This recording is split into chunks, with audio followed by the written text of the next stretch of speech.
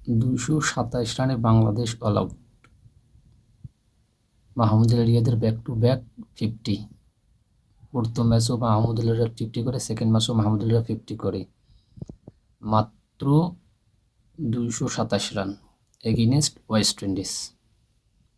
বাংলাদেশ ম্যাচটা আদৌ জিততে পারে কিনা সেটা দেখার অপেক্ষায়।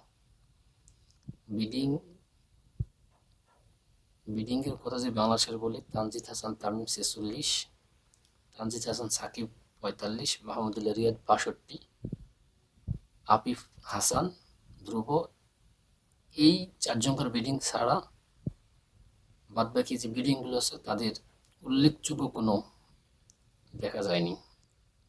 লিটন কুমার দাস, মেহেদী হাসান মিরাজ, রিশাদ হোসেন, এদের ব্যাটিং নিয়ে কোনো রানেই দেখা যায়নি আজকে। যাই হোক, বাংলাদেশের জন্য শুভকামনা। দেখা যাক বাংলাদেশ ম্যাচটা জিততে পারে কিনা।